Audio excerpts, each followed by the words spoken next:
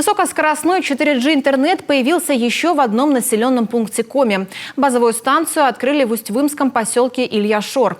Интернет стал доступен людям благодаря программе устранения цифрового неравенства. Населенный пункт вошел в число победителей голосования. Скорость интернета проверила и Алена Ладыгина.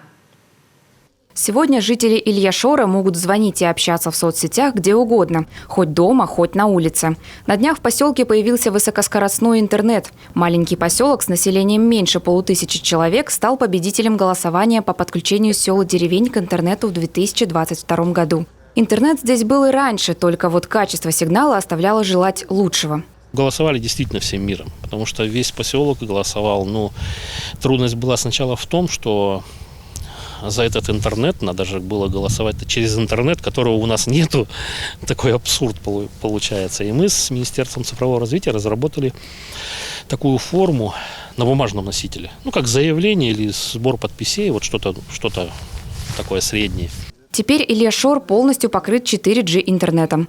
Сигнал есть даже за пределами поселка. Базовая станция построена в рамках федеральной программы устранения цифрового неравенства.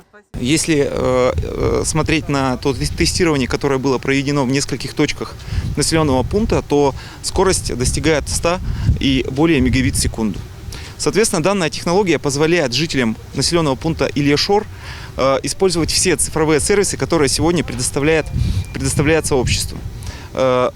Без проблем можно будет удаленно работать, обучаться, ну и, в принципе, организовывать себе досуг.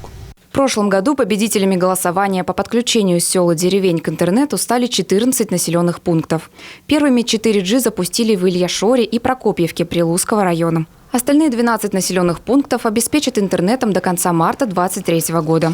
А сегодня жители Республики Коми выбирают новые 13 сел и деревень, куда высокоскоростной интернет проведут в 2023 году. Напомню о том, что сейчас идет голосование по устранению цифрового неравенства в населенных пунктах с численностью до 100 человек уже на 2023 год дополнительное. То есть граждане активно голосуем, мы очень внимательно наблюдаем за порталом госуслуг. Вместе с тем следует отметить, что проголосовать можно как через интернет, так и проголосовать с помощью писем. Онлайн-голосование продлится до 12 ноября, а по почте письма будут принимать до 26-го. Какие населенные пункты в следующем году обеспечат интернетом, станет известно 26 декабря. Алена Ладыгина, Дарья Вологжанина, Олег Костромин, телеканал Юрган, Усть-Вымский район.